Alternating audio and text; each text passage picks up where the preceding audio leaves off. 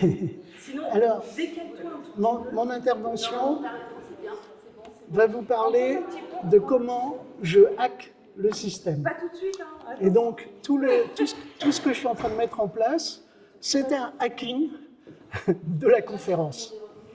Hein? Tout le monde n'est pas revenu, bon, c'est pas grave, ça me laisse un peu de temps. Et en fait, je suis à la fois dans le sujet des IA et à la fois hors sujet, puisque je vais vous raconter comment j'ai passé ma vie d'artiste, puisque j'interviens en tant qu'artiste et auteur depuis 40 ans, à hacker le système. Et donc là, la première chose que j'ai apprise, c'est quand je fais des interventions, quand je suis invité, quand je fais des événements artistiques, il ne faut surtout pas compter sur les producteurs pour faire des captations. Donc du coup, j'ai appris à faire moi-même mes propres captations systématiquement, ce qui me sert en permanence pour ma communication sur les réseaux sociaux en particulier. Alors, normalement, il n'y a que moi qui suis filmé. Évidemment, si vous apparaissez dans le cadre à un moment ou à un autre, vous serez anonymisé. Normalement, les caméras sont braquées vers moi et j'ai juste un micro là, qui a un Sennheiser de bonne qualité qui chope vos interventions s'il y a des questions, des choses comme ça. Alors là, sur mon Mac, je vais démarrer QuickTime. QuickTime je vais enregistrer tout ce qui se passe sur mon écran. Donc, Linda, est-ce que tu irais chercher dans ma valise? Linda, c'est mon épouse qui intervient à la fin. Donc, nous avons... Calonne Glass, pardon, c'est son... Et dans ma valise, j'ai oublié de prendre mon joystick. Tu sais, le joystick blanc qui est la manette. Et donc, je vais déclencher l'enregistrement de l'écran. Voilà. QuickTime est tellement mal foutu qu'il faut faire super gaffe de ce qu'il est en train de faire. Donc, je vais lui dire non pas d'enregistrer dans QuickTime Player, mais dans le bureau, par exemple. C'est très bien le bureau. Voilà. Et je fais enregistrer. Et normalement, si tout se passe bien, il enregistre cet écran que vous voyez là. Nous allons visiter...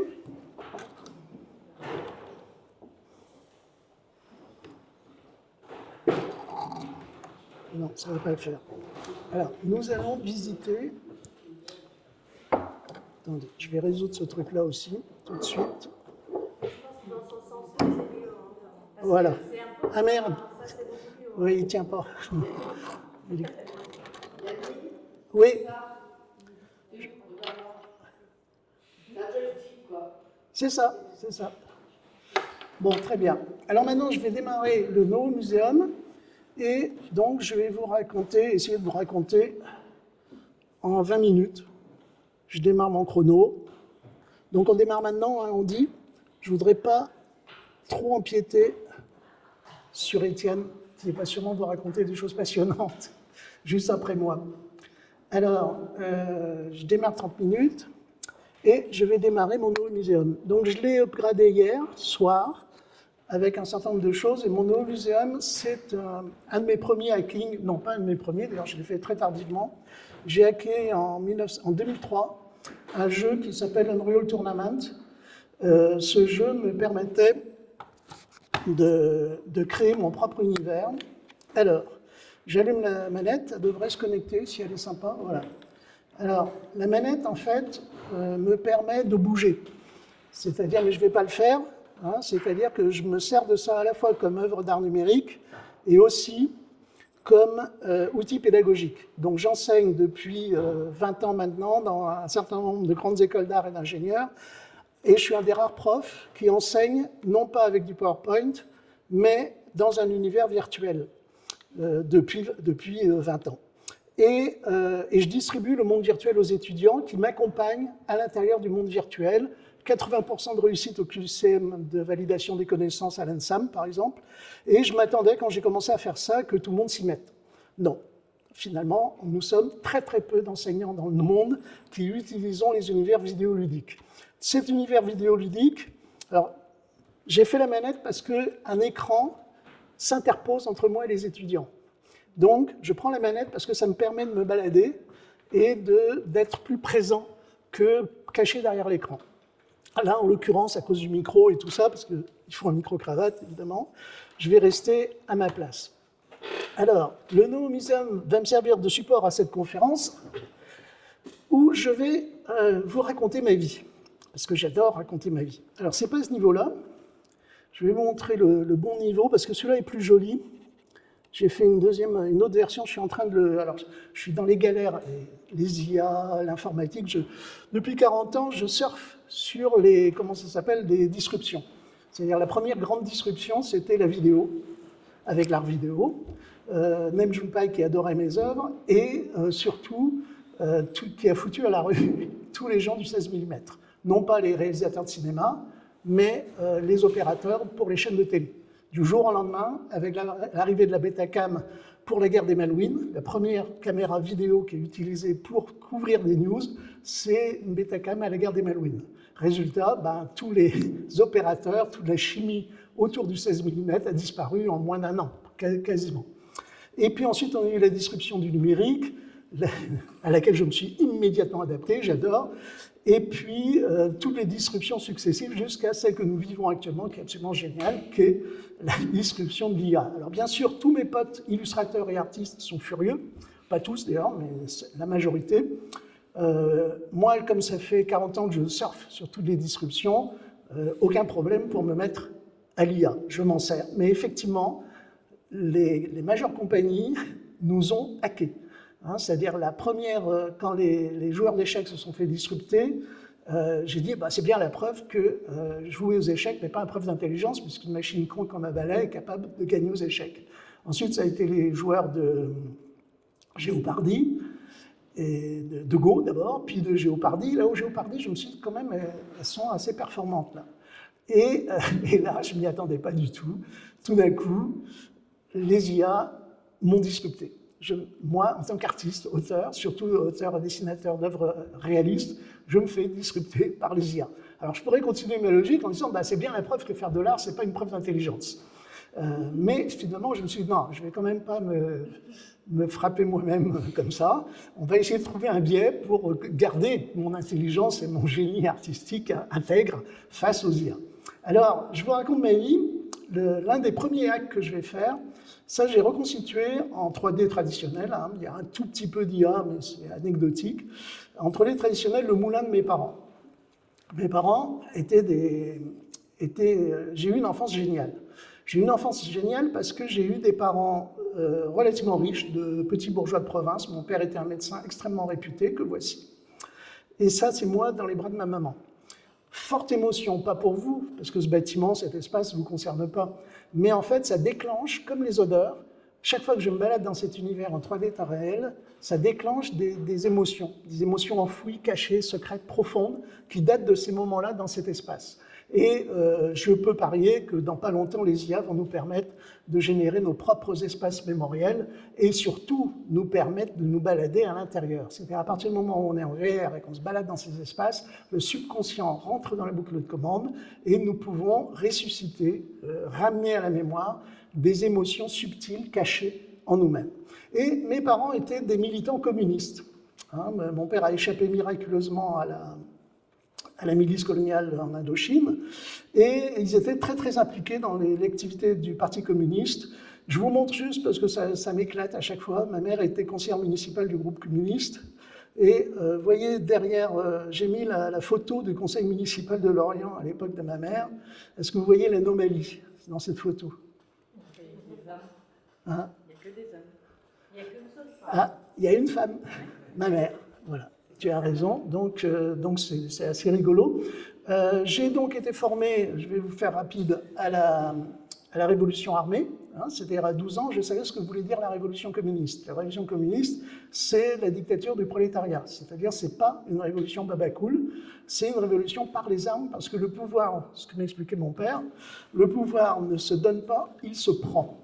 Donc, j'ai à choisir, mes parents m'ont donné une éducation communiste. Ma mère était militante féministe.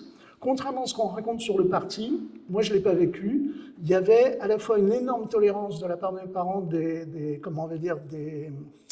orientations de genre, des orientations sexuelles, de l'homosexualité, et j'ai été éduqué justement dans le respect des femmes et avec une énorme tolérance aux autres. aux différentes variations de l'humanité. Le dimanche, mes parents s'occupaient de résoudre les problèmes de papier de la majorité de leurs clients qui étaient souvent des analphabètes. Et donc, on m'éduque à la révolution armée. Mais mes parents étaient dans un idéal artistique, c'est-à-dire qu'à part faire la révolution, l'idéal, ça serait que je sois aussi un artiste. Et donc, ils avaient une vision, comment on va dire, ils annulaient l'art, en fait, le fait de faire de l'art. Et en fait, on m'a donné un peu le choix entre de faire de l'entrisme en devenant un général planqué dans l'armée ou faire de l'art. Donc, à votre avis, j'ai choisi quoi dans les options, hein, a priori. Et très tôt, je vais... alors, on a un hack là déjà, c'est-à-dire les communistes à l'époque, en tout cas mes parents, le but c'était de hacker la société. Hein, c'était une éducation anticapitaliste avec une vocation de changer la société. Mais vraiment, ce n'était pas juste des intentions, hein, ils étaient vraiment très très impliqués dans une éventuelle révolution. Et moi je dessine. À ce moment-là, je commence à dessiner. Et là, il faut que je vous dise un truc très important. Alors, je voulais vous poser des questions. Nous sommes à peu près 20 personnes, hein, c'est ça, 15 personnes dans la salle. Combien y a-t-il d'artistes parmi vous? 1, 2, 3, 4.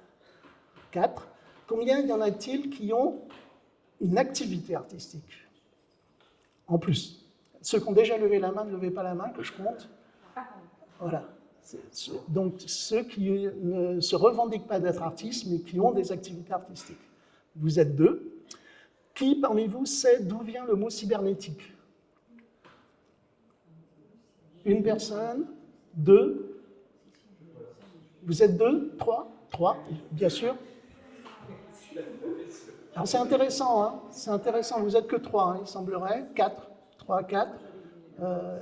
Dont ma chérie, évidemment. Voilà. Qui se revendique d'être transhumaniste ou singularitarien? Ah. Moi, presque. Peut-être Lina. Bon, d'accord. Et j'avais encore une autre question importante. Ça me permet d'avoir un aperçu. Donc, artiste, cyberpunk. Est-ce qu'il y a des hackers cyberpunk parmi vous? Évidemment, mon épouse. 2. Ah, voilà, je me doutais bien. Bon, ben voilà. Donc, c'est juste l'aparté. Pour ceux qui ne savent pas ce qu'est la cybernétique, je vous conseille fortement de vous documenter. On ne va pas le faire parce que j'en aurai pour 1 heure, mais c'est un truc de ouf total. La société dans laquelle nous sommes est une société cybernétique. Hein, et c'est curieux, ça a été assez occulté. Tu peux en dire 2 mots? Non, si je me barre dans la cybernétique, là, j'épuise mon temps, tu vois, radicalement. J'aurai pas le temps, parce que c'est un sujet complet de mon No Museum.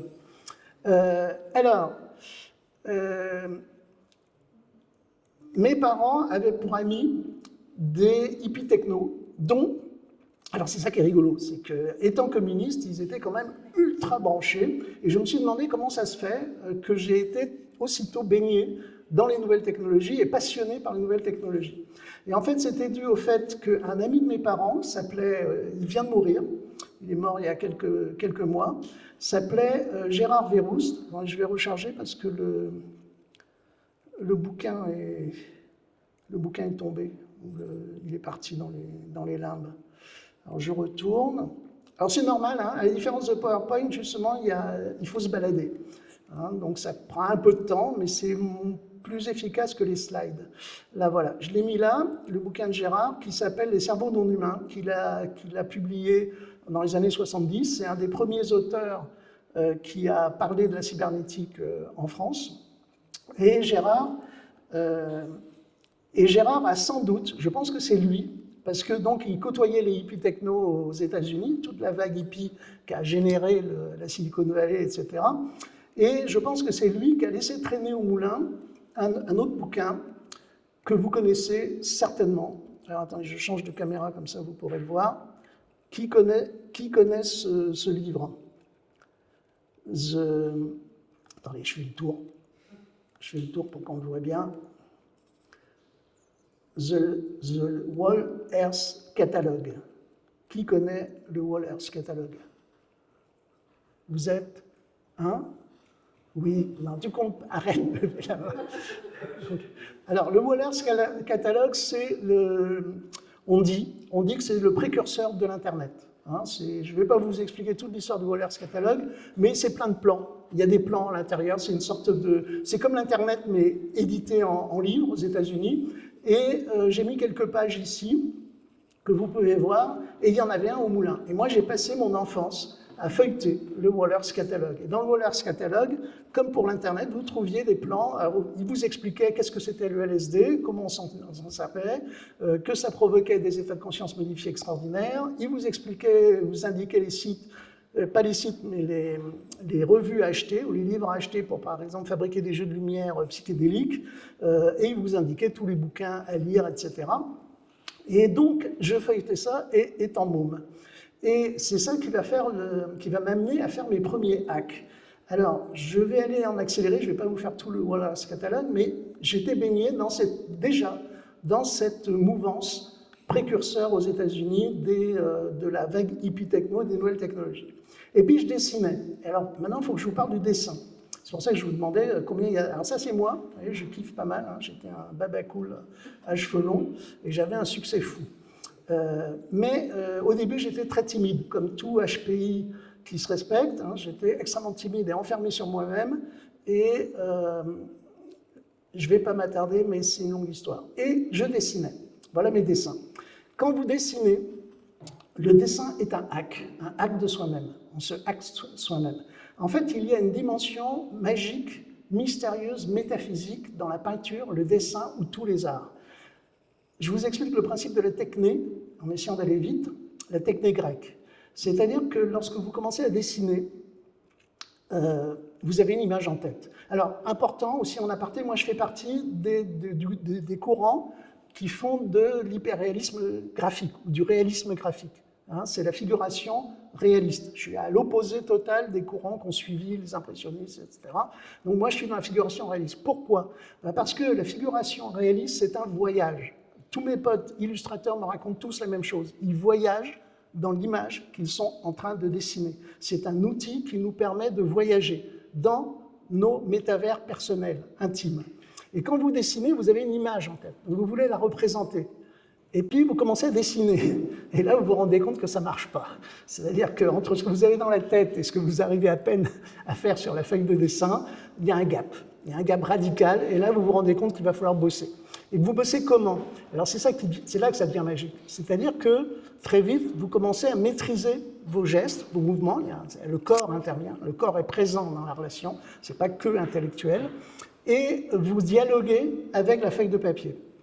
Et au bout d'un moment, vous commencez à dessiner et vous établissez une espèce de dialogue empirique avec la feuille de papier, parce que bien évidemment, ce que vous dessinez ne correspond absolument pas à ce que vous avez en tête. Hein, ce que vous dessinez est quelque chose qui entre en interaction, qui est un processus interactif. Et au bout d'un moment, vous finissez par savoir comment dialoguer avec ce crayon, ce papier, ce machin, pour faire l'œuvre que vous attendez. Il y a donc eu un dialogue à deux. Il y a vous, qui dessinez, et il y a le réel. C'est-à-dire que lorsque vous commencez à peindre, à dessiner, vous entrez en interaction avec un truc qui s'appelle la réalité, le réel. Et à ce moment-là, vous commencez à apprendre comment fonctionne le réel, comment interagir avec le réel. Toutes les œuvres de grands peintres, de grands sculpteurs, de grands dessinateurs que vous voyez, il y a l'intention de l'auteur, le trait, c'est-à-dire son boulot de dessinateur, et ce truc très mystérieux qui est le dialogue avec le réel. Et quand vous avez fini votre œuvre, on n'a jamais fini évidemment, mais quand vous regardez votre œuvre terminée, il se produit un deuxième moment extraordinaire qui est le dialogue avec l'œuvre finie. Vous avez l'extase de l'œuvre finie, c'est-à-dire tout d'un coup, ce que vous venez de faire vous parle, nous parle. On découvre dans nos œuvres des choses qu'on ne savait pas qu'on y avait mis, ou des mystères. Je reviens aux IA parce que ça touche les IA. Les IA, ce qu'elles provoquent, c'est l'extase de l'œuvre finie. C'est-à-dire que les IA, ce sont des échantillonneurs. J'avais trouvé une formule pour l'expliquer. Ce sont bon, ça ne fait rien, ça me reviendra. Elles échantillonnent le réel. Pas le réel, mais nos œuvres. Et en art, elles échantillonnent massivement les œuvres artistiques des humains. Et à ce moment-là, dans leur échantillonnement, elles captent ce mystère. C'est ça que j'ai découvert qui est absolument magique, c'est que c'est vraiment des outils statistiques globaux qui analysent les œuvres artistiques, entre autres, et elles en extirpent, elles transmettent, elles captent cette part de mystère du dialogue que tous les artistes ont fait chaque fois qu'ils ont réalisé des œuvres. Et nous, artistes, quand nous manipulons les IA, eh ben, nous le voyons. C'est-à-dire que nous avons appris à reconnaître par le travail artistique cette part mystérieuse, cachée, ésotérique. Il y a un autre terme, bon, c'est pas grave.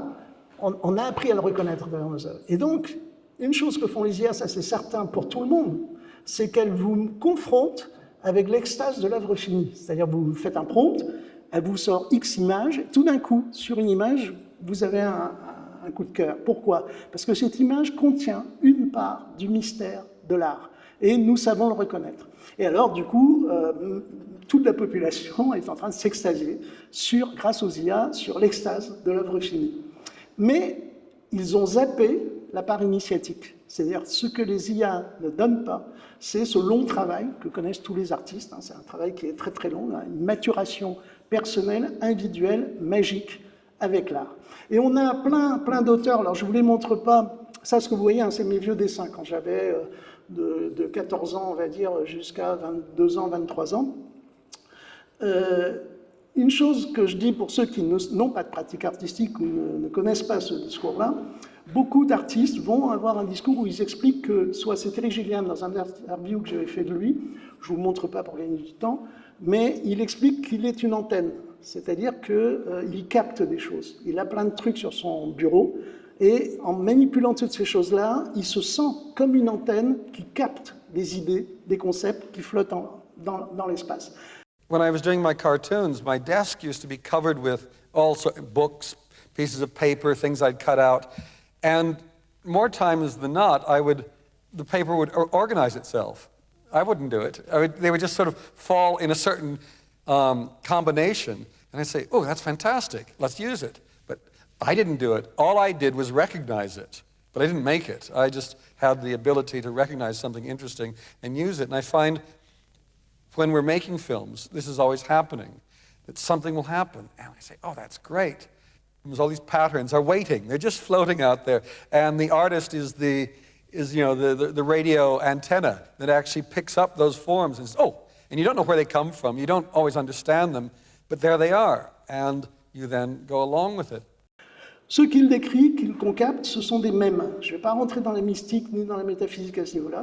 On peut le raisonner de façon rationnelle en se basant sur Richard Dawkins et la conception des mèmes par Richard Dawkins. Les mèmes, ce sont les idées et les concepts vus comme des entités vivantes qui se servent de nous pour se propager et se reproduire dans la version de Richard Dawkins. Évidemment, tous les biologistes ont hurlé en disant non, mais c'est n'importe quoi.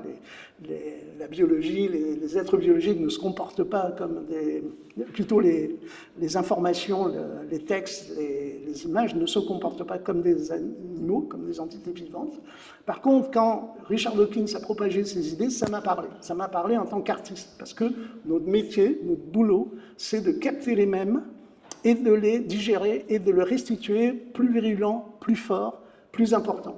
Et les IA captent nos mèmes, c'est-à-dire ce sont des machines à discriminer, à analyser, à reproduire, sous notre direction d'ailleurs, les mèmes. Et donc c'est rempli de mèmes. C'est impressionnant, mais chaque fois que vous faites un prompt, vous avez des mèmes qui sortent. Et votre regard d'artiste, c'est de les identifier, de les reconnaître. C'est-à-dire qu'on va dompter les IA.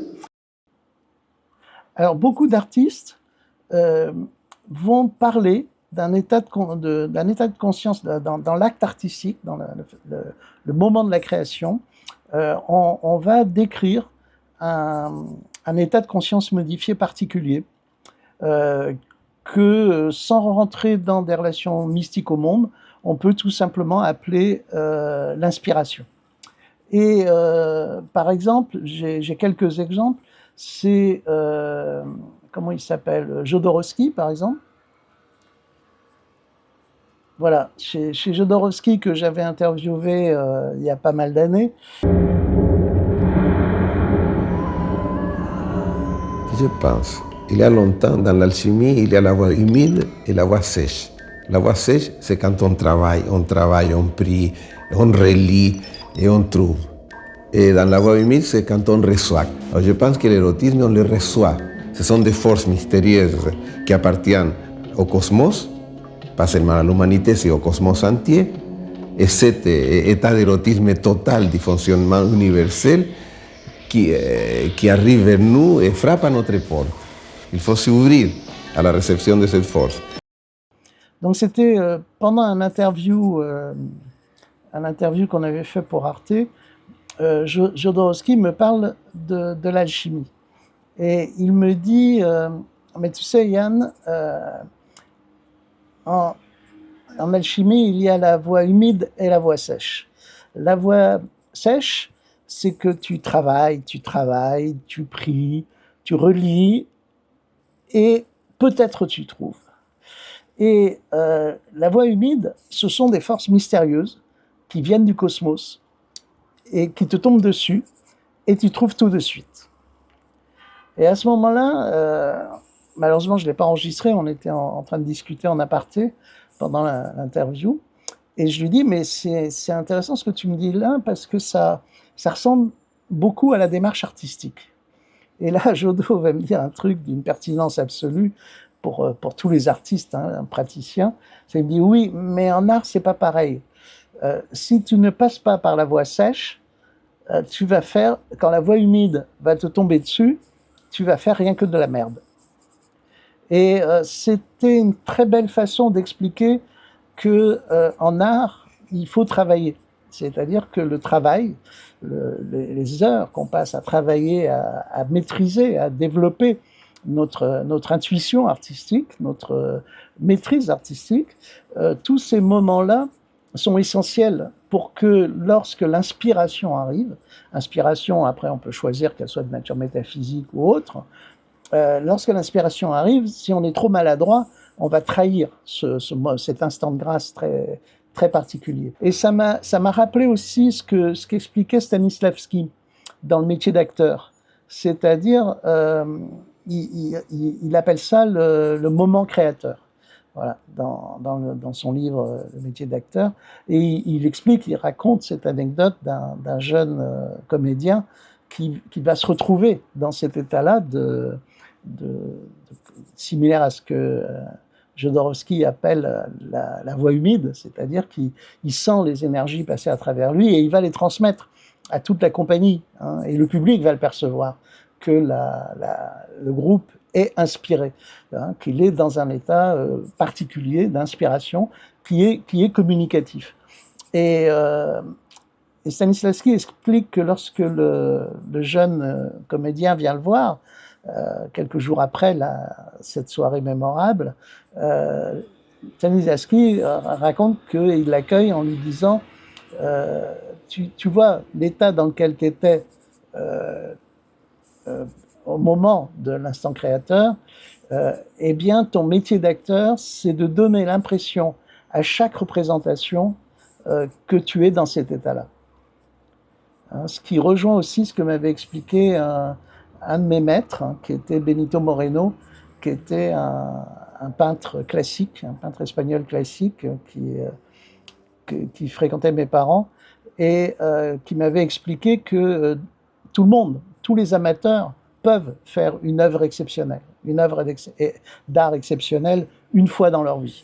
Mais que nos métiers, notre métier d'artiste, c'est à chaque œuvre que nous faisons, de donner l'illusion que nous sommes dans cet état-là, cet état très particulier que la majorité des artistes connaissent.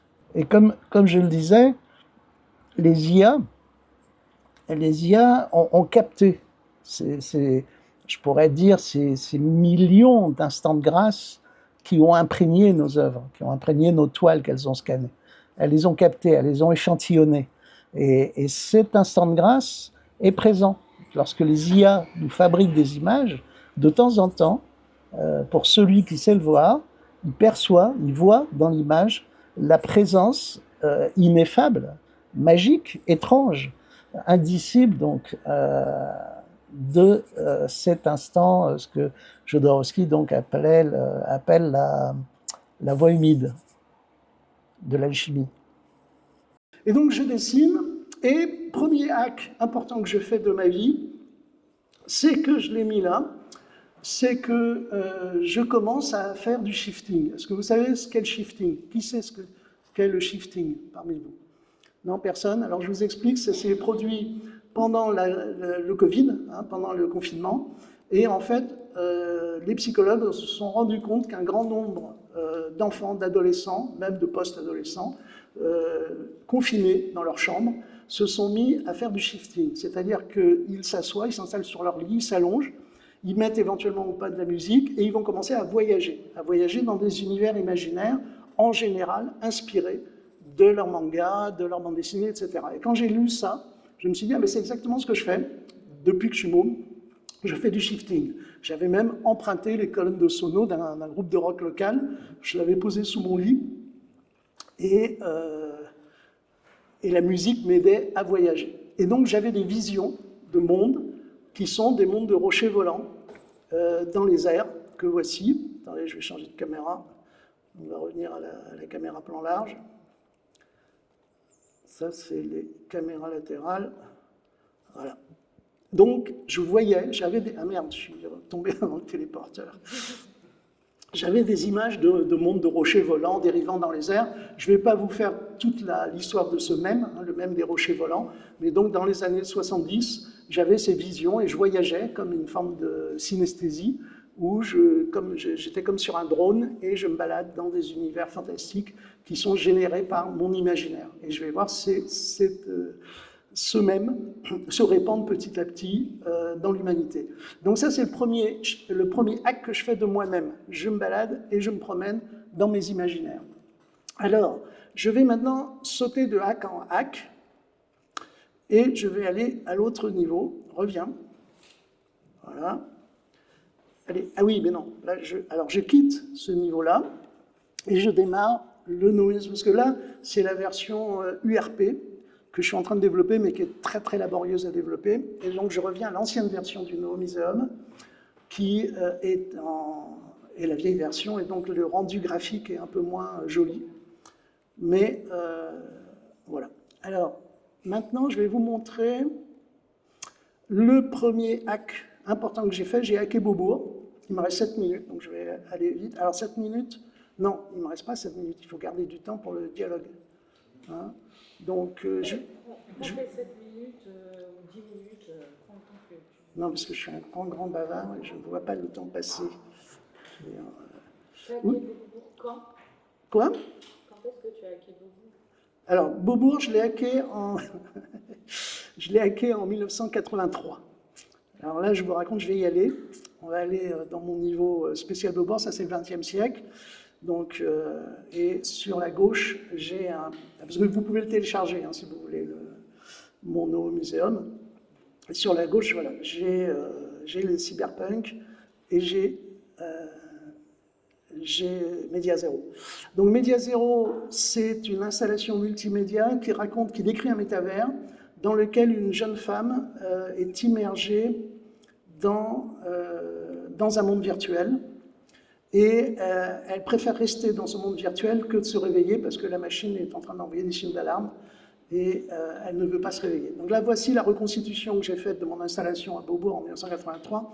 Et c'est très rigolo parce que pour réaliser déjà cette œuvre, dont Nam June Paik avait adoré les prémices, c'est comme ça que Beaubourg rentre en coproduction parce que Nam June Paik l'a dit que j'étais un mec génial et qu'il fallait absolument m'aider. Donc ça aide. Donc là, c'est grâce à Nam June Paik. Mais surtout, vous voyez, cette installation, alors je ne vais pas vous faire tout le détail, mais il y a une sculpture d'une jeune femme allongée sur laquelle j'ai des projections numériques et le spectateur est entouré d'images et ça raconte l'histoire d'une jeune femme donc en vie suspendue et qui vit dans un monde virtuel.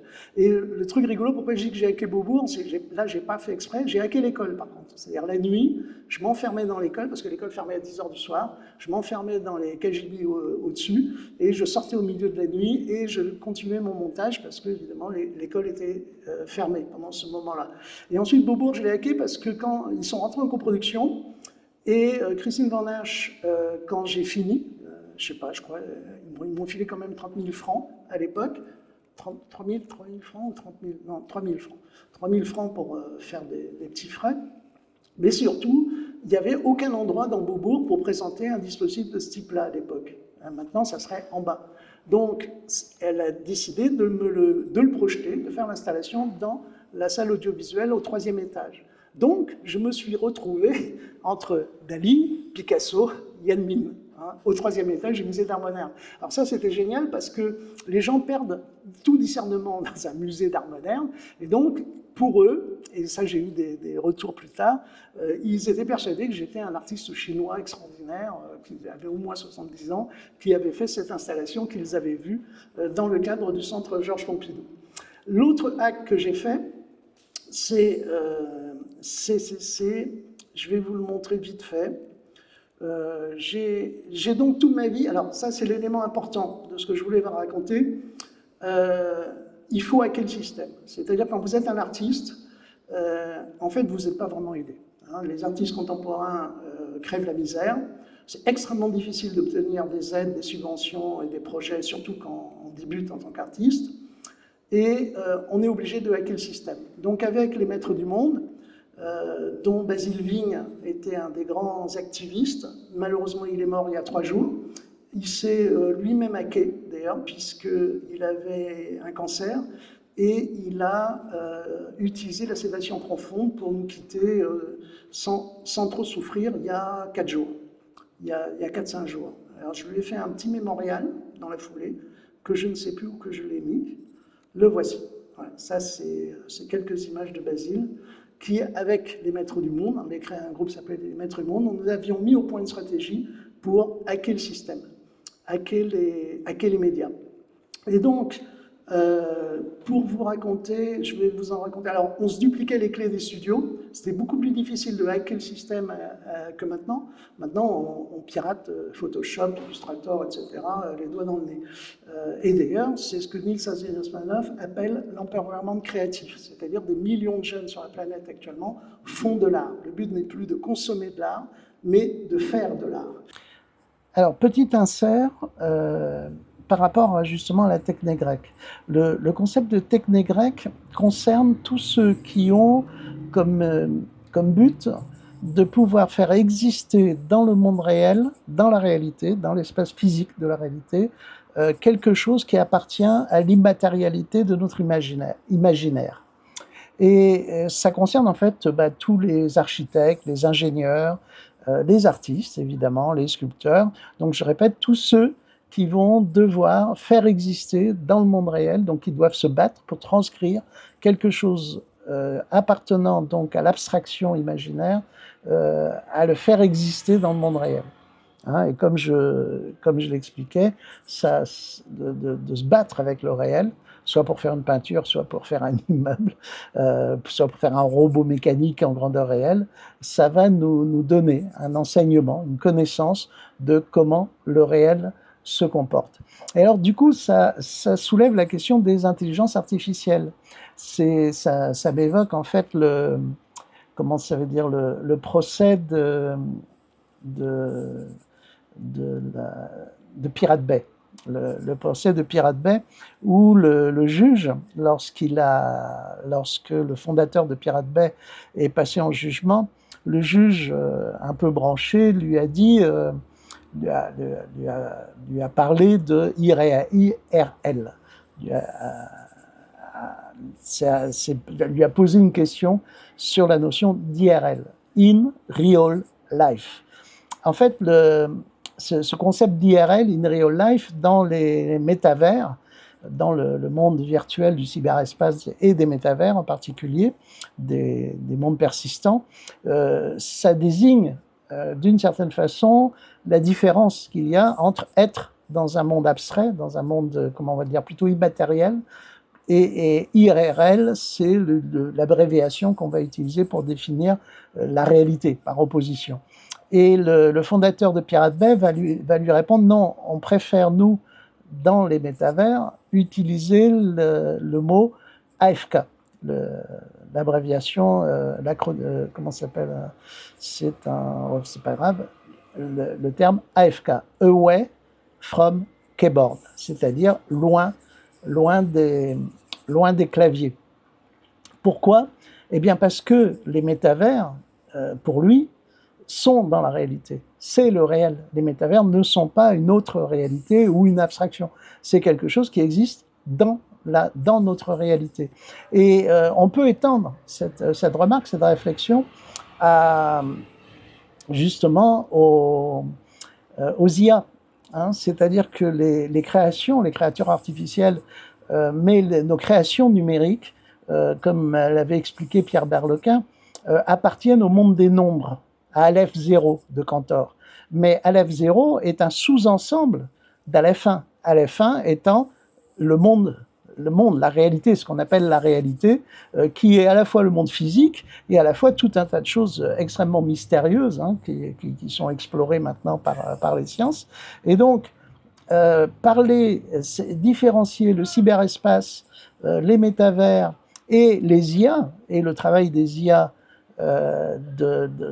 du monde physique est une erreur. Les IA appartiennent au monde physique. Et notre travail d'artiste, d'auteur, lorsque nous travaillons avec des IA, nous sommes en relation avec la techné, toujours. C'est-à-dire que nous sommes en relation avec des entités appartenant au monde physique et que nous apprenons à diriger, à dominer, à guider pour fabriquer ce que nous avons à faire. Et nous en tirons un enseignement similaire. C'est-à-dire c'est le même type d'enseignement que nous allons avoir entre peindre, dessiner, c'est-à-dire se coltiner, de se battre avec ce qu'on appelle le réel pour obtenir ce qu'on veut obtenir en termes d'image ou de sculpture ou de machinerie, eh bien, se battre avec les IA pour obtenir ce qu'on cherche à générer est exactement une démarche similaire et nous donne un enseignement.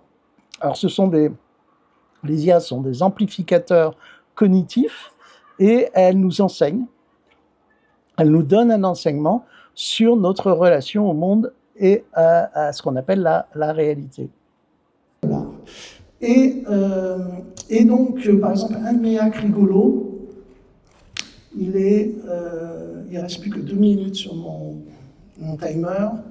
Je vous le fais ou je vous le fais pas? Non, mais prends du temps. Parce que, en fait, on a... Oui, non, mais t'as un mec d'enfer total juste après moi, donc je ne vais pas lui bouffer de ses heures. Il y a une intervenante qui ne vient pas. Ah bon? Ah, tu veux dire qu'on peut, du coup, déborder d'1 heure?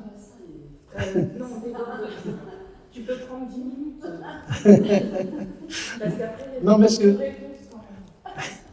Voilà, bon, bah alors du coup, je vous le fais. Alors. Je vous le fais, ça va vous paraître anecdotique, mais ça n'est pas tant que ça. J'ai fait un choix, très vite. D'ailleurs, j'ai bossé très très vite à la télévision à l'époque, et j'ai très vite compris qu'il n'était pas question, en tant que réalisateur de télé, de faire de l'art à la télévision. Hein, vous avez tout le système contre vous, et c'est une perte de temps. Donc, j'ai décidé de dissocier, très très consciemment, l'art, ma création artistique, de mes revenus commerciaux. Ça m'a donné énormément de liberté.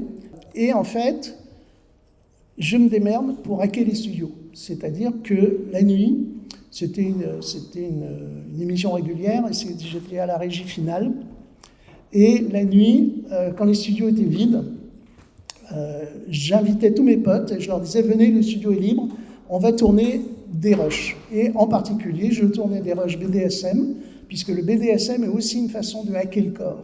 Hein, et qui m'a appris énormément de choses, dont en particulier un état de conscience modifié qui s'appelle ça y est, je l'ai oublié aussi, mais ça fait rien. Et donc je tournais la nuit dans le studio des rushs que j'ai réutilisés dans mes œuvres d'art vidéo, des rushs BDSM avec des copines suspendues, etc. Je ferai de ta paupière pour abreuver mon Sahara jaillir les eaux de la souffrance. Mon désir gonflé d'espérance sur tes pleurs salés nagera, comme un vaisseau qui prend le large. Dans mon cœur qu'ils saouleront, tes chers sanglots retentiront, comme un tambour qui bat la charge. Et je me suis fait gauler, c'est-à-dire la directrice de production a demandé à un stagiaire, qui était très sympa au demeurant, et lui a dit si tu me trouves des choses intéressantes de ce que fait Yann Min la nuit dans les studios, je te file un CDD. Je te file un CDD. Et alors il m'a balancé et je me suis fait virer à ce moment-là. Donc hacker le système n'est pas sans problème. Ça a été ma chance, puisque tout de suite après, comme on a su que j'étais à nouveau sur le marché du travail, j'ai été engagé pour faire la première soirée théma de la science-fiction d'Arte. Et je vais terminer maintenant sur le dernier niveau qui me paraît important de vous raconter, c'est les cyberpunks. Les cyberpunks, ils sont où? Ils sont là. Et donc, pour finir sur le hacking, il n'y a pas que moi. Il n'y a pas que moi qui hack le système. Nous sommes des milliers à hacker le système, et en particulier dans tout un courant que moi j'appelle le courant cyberpunk. Et vous avez deux sortes de hackers. Vous avez les hackers bottom-up et les hackers top-down. Donc, les hackers bottom-up, ce sont des potes.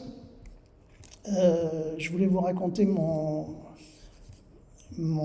trip de LSD, mais je le ferai une autre fois, ou je le mettrai par écrit. Alors, petit insert en post-production, où là j'ai un peu plus de temps en fait, pour vous raconter un autre hack important. C'est le hacking de mon esprit avec, et c'est une forme d'exploration, avec l'acide lysergique, c'est-à-dire avec le LSD. Et ce que je vais vivre dans ce premier hack au LSD est assez amusant à raconter.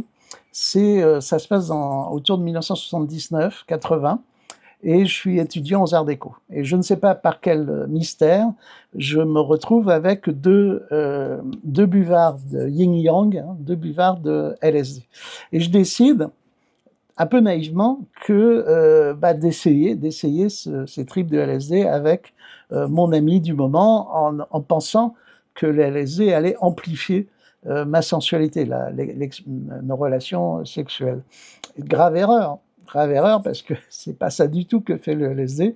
Et pour amplifier sa sensualité, l'érotisme, il vaut mieux utiliser de la cocaïne, par exemple, qui a un très fort pouvoir aphrodisiaque. Et donc, tous les deux, on prend les deux yin-yang et on commence à faire l'amour. Donc, les premiers effets du LSD apparaissent, c'est les fameuses, les murs qui se mettent à onduler, le papier peint qui se met à bouger, et puis tout d'un coup, des entités émergent dans les motifs du papier peint, les tigres, des animaux imaginaires commencent à émerger, et à l'acmé, tout d'un coup, alors c'est un vrai voyage fantastique dans le corps que je fais, puisque tout d'un coup, je descends le long de ma colonne vertébrale, je me vois descendre le long de ma colonne vertébrale, arriver dans mon pénis, de mon pénis passer dans son vagin, atterrir dans sa colonne vertébrale, remonter la colonne vertébrale. Alors, vous pensez bien qu'à ce stade-là, moi, je suis plus du tout dans le coup au niveau sensualité, et elle non plus. Elle est elle-même dans son propre voyage, dans son propre trip, comme on dit.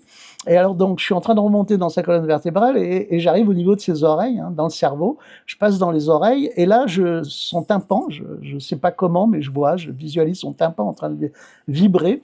Et en fait, c'est une conversation, c'est-à-dire il vibre et me transmet, on va dire, une conversation de deux personnes 7 étages plus bas au pied de l'immeuble. Donc je me mets à écouter la conversation dont je n'ai plus aucun souvenir. Mais en gros, le LSD m'a fait partir dans un autre espace cognitif. Et je pense d'ailleurs que c'est le fameux effet que Besson décrit dans son film Lucie, c'est-à-dire que, et on le sait maintenant, le LSD active 100% à peu près 100% de nos activités cérébrales, de nos aires cérébrales simultanément. Alors, on n'acquiert pas, je n'ai pas acquis de super pouvoirs comme Lucie dans le film de Besson, mais ça provoque un phénomène intéressant, c'est que normalement, nous utilisons 100% de notre cerveau, mais à des moments différents. Le cerveau passe son temps à distribuer les tâches sur différentes aires en fonction de la tâche qu'il faut accomplir et résoudre. Quand vous prenez du LSD, la totalité du cerveau quasiment s'illumine et vont se mélanger des choses qui ne doivent pas se mélanger. Et en particulier, les perceptions sensorielles et les métaphores ou, comment on va dire, visions cognitives abstraites, immatérielles, et le cerveau, le conscient, le subconscient fusionnent, et les métaphores sont perçues comme réelles, comme des événements sensoriels. Et ça provoque effectivement des états de conscience modifiés extrêmement puissants, et qui peuvent devenir dangereux dans le sens que, et ça arrive, on peut sauter par la fenêtre parce qu'on est persuadé qu'on peut voler, par exemple. Ce sont des choses qui sont arrivées. Donc ce qu'on avait fait d'ailleurs était relativement dangereux parce qu'il vaut mieux qu'il y ait une personne dans le groupe qui n'en prenne pas, sinon il peut arriver des accidents. Et donc ce qui est intéressant, c'est que c'est aussi une forme de hack du cerveau. C'est-à-dire, je pense en particulier aux hippies techno qui ont amorcé, je dirais, les nouvelles technologies et la Silicon Valley. C'était pour Timothy Leary et puis les comment ils s'appellent, les Merry Pranksters, qui étaient devenus des prosélytes du LSD, qui voulaient changer la société en faisant prendre du LSD à tout le monde, c'était perçu comme un outil technologique, donc c'est une vision transménise des choses, une augmentation technologique, chimique de haut niveau scientifique, et qui ouvre les portes de la perception, c'est-à-dire qui change notre façon de penser et de regarder le monde. Et ça a été un espoir hippie de pouvoir changer la société grâce à l'utilisation du LSD. Alors, je pense que c'est un hack, un vrai hack, c'est-à-dire que ça m'a effectivement transformé. Je pense que cette prise de LSD a modifié ma relation, a amplifié une certaine forme de relation onirique au monde. La partie la plus amusante de ce hack lysergique, ça a été le lendemain matin. C'est-à-dire, je me suis réveillé et tôt le matin, et donc je l'ai laissé dormir, et puis je suis descendu prendre ma 4L pour rentrer à la maison. Et je pensais que l'effet du LSD s'était dissipé. Mais à peu près en milieu de parcours, dans les embouteillages parisiens, en fait, s'est déclenché ce qu'on appelle la descente, ou le bad trip, ou d'une autre façon un flashback. C'est-à-dire qu'en fait, le LSD s'est remis. Je me suis retrouvé à nouveau dans un état hallucinatoire. Et toutes les voitures autour de moi se sont transformées. Alors j'étais encore en train de conduire, se sont transformés en énormes hannetons, d'énormes, comment on pourrait dire, des espèces de bugs, de robots mécaniques avec des pattes en acier, et qui avançaient dans les rues devant moi très lentement en frottant leur carapace. Et je savais très bien, je me rendais parfaitement compte que j'étais dans un état hallucinatoire, mais j'ai pas eu la présence d'esprit de me garer, de m'arrêter et d'attendre que ça se passe. J'ai continué à rouler, et de temps en temps, ma vision ma vision réelle se superposait aux hallucinations, et enfin c'est ce que je croyais. Mais je ne sais pas comment j'ai fait pour entrer dans le 13e arrondissement, pour atteindre mon appartement, mais je me souviens que lorsque justement j'étais dans ces embouteillages de hannetons et que de temps en temps ma vision redevenait normale, que je pensais, il y avait à côté de moi, sur ma droite, une très grosse Cadillac rose décapotable avec un chauffeur en livrée au volant qui de temps en temps tournait la tête vers moi et me disait « ça va aller, ça va aller ». Voilà, donc ça c'était l'anecdote finale, et ce qui est intéressant, c'est ce que je disais, c'est que les IA, on peut très facilement, avec les IA, générer des visions hallucinatoires, hein, des visions très, très proches de ces visions que donne le LSD. Ah oui, cette image-là est importante parce qu'on a tendance souvent, et les IA le font d'ailleurs, ressortent cet archétype, on a tendance à imaginer en fait que sous acide lysergique, c'est-à-dire c'est devenu un mème conventionnel, c'est ce type d'image complètement psychédélique, multicolore, qui caractériserait les visions lysergiques. Mais en réalité, non. C'est-à-dire que moi, j'ai vraiment le souvenir que j'ai très peu eu des images très colorées de ce type-là, mais plutôt des hallucinations réalistes, photoréalistes.